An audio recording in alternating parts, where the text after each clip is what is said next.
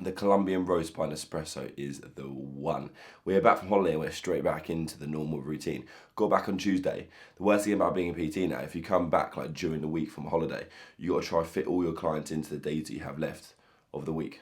So like yesterday, had a mad busy day. I did 9 PT sessions, but it's good. Busy's good. We're not complaining. It's gonna work. How nice is it that the mornings are getting lighter now? It's 7 AM and it's pretty much daylight. I just can't wait for summer now. Work is done for the day. As it is Friday, I'm going out tomorrow night. I'm gonna get myself a little cheeky sunbed, go back to the gym, then train upper.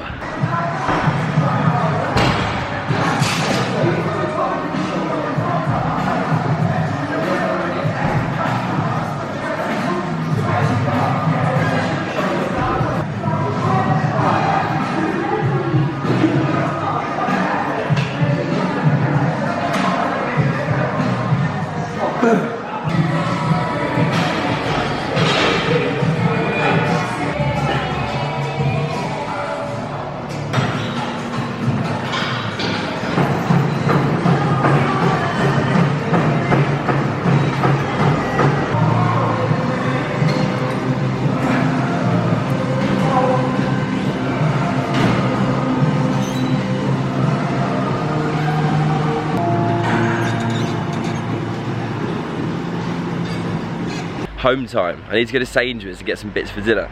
Because it's Valentine's Day, I'm gonna cook Nikki a little 3-course meal.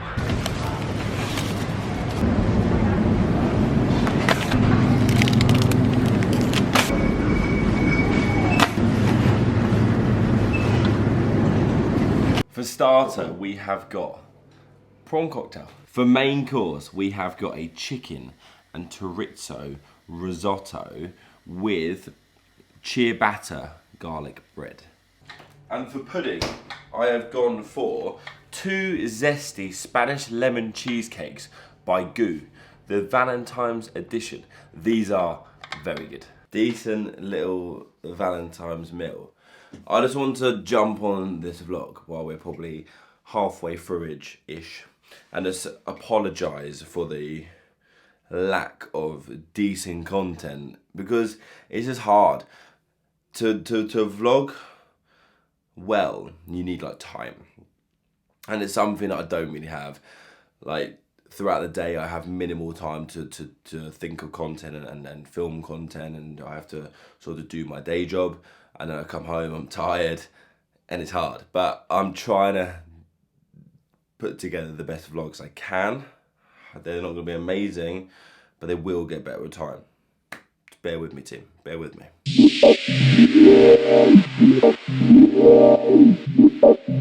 6:30 AM. I've got a 7 AM PT session. Quick coffee. There we go. In for legs. This is my lower B, so my hamstring and glute dominant session with a little bit of quads and calves tagged on at the end. We start things off with this Smith machine hip thrust.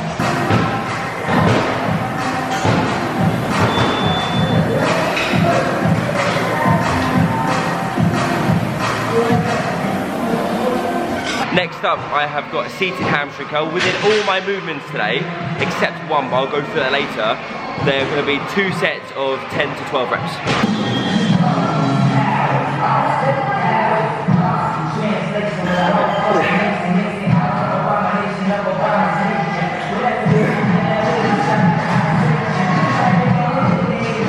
To finish off the hamstrings, I have got a barbell rack pull.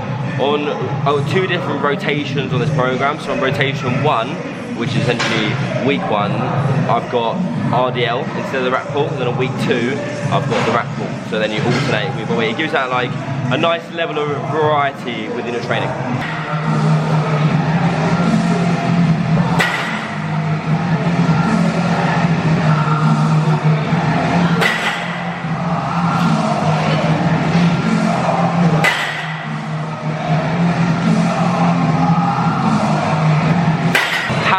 And glutes done.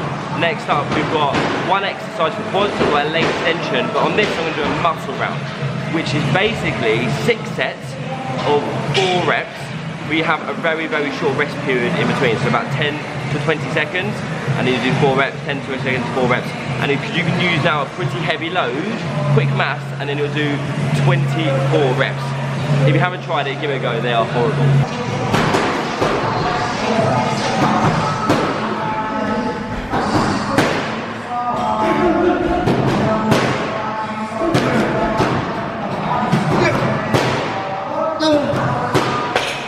Gonna finish off the session now with some calves. I've got one set of standing calf raise of 50 reps, but I'm gonna essentially like rest pause it, so I might get like 30, have like 10 second rest, 10 second rest, 5. You get the picture.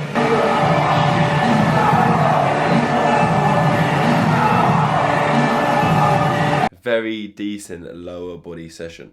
That was the lower body B session. The lower body A session is predominantly quads with a little bit of hamstrings and calves at the end at the end as well.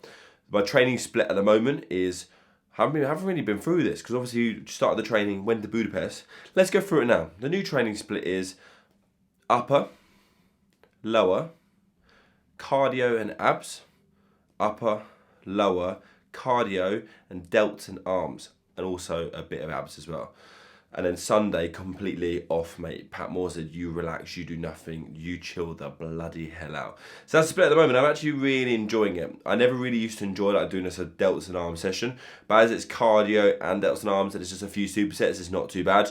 Decent split, really enjoying it. I'll be going through each of the sessions with you guys on the YouTube channel in detail, so you get an understanding of what sort of exercise I'm doing, what sort of rep ranges I'm doing, and all that malarkey. So stay tuned for that. The plan of tonight is it's Saturday night. I'm going out for dinner with a mate of mine for a few beers, lads, boys with boys. Then a few of the other boys are meeting us for a few lads, boys, beers with beers. So it might get a little bit boozy, but nothing crazy. And then tomorrow, we just go straight back to normal. We don't have any hangover food. We just go back straight onto the normal calories and we get it done. We tick those boxes. Okay? Storm Dennis is absolutely horrendous. Look at this. Even knocked the bloody chair over down the bottom of the garden. The weather outside is horrendous today. Right, ladies and gentlemen, I'm going to end this vlog with a question I got asked on my Instagram the other day, which was, what is flexible dieting? So let's go through it in a little bit more detail if you are sort of unsure on what it is. Flexible dieting is basically where we give you a calorie content, a protein content, and maybe a fats and carbohydrate content to follow. With that, you have the power on what you choose to consume within those set calories, within those set macronutrients. We're not giving you a plan saying you need to eat this much chicken, this much rice, this much vegetables within a specific meal at a specific time. It's more like you have the power to essentially choose what you consume, what you fancy. The best thing about this is obviously if you have cravings throughout the day of different foods, if you fancy something, then you can just have it fit it within your calories and have it. And this is going to promote adherence to the diet, so it's going to help longevity of the diet, which is going to help better results, because if you can stick to it for a longer period of time, you're going to get far better results. There are a couple of rules with flexible dieting though that people are unaware of and sometimes forget about, which is the 80-20 rule. 80% of your diet should come from like quote unquote clean foods, so single ingredient foods. 20% of your diet you can allow for to be sort of quote unquote non-clean foods, dirty foods. So like, I don't like using that word, like dirty, like there's clean foods, but you know what I mean. So like more processed foods, like chocolate bars, sweets, stuff like that. So 20% of your diet can come from those sort of quote unquote bad foods, and then 80% of your diet should come from quote unquote good foods, because essentially this is gonna still optimize health while doing the flexible dieting. Because if we have all this bad food and you're still within the calories, yes, you're still, essentially if the goal is weight loss, you'll still lose weight if you're in a calorie deficit and you're eating bad food, but essentially you're not going to be optimizing health, and that's something that we should always be considering. I hope that helps. I've just done that first take as well. I hope that was good. I'm going to end the video here. Hope you enjoyed it. If you have, please do smash the thumbs up, and if you haven't already, please subscribe to the channel. Cheers guys.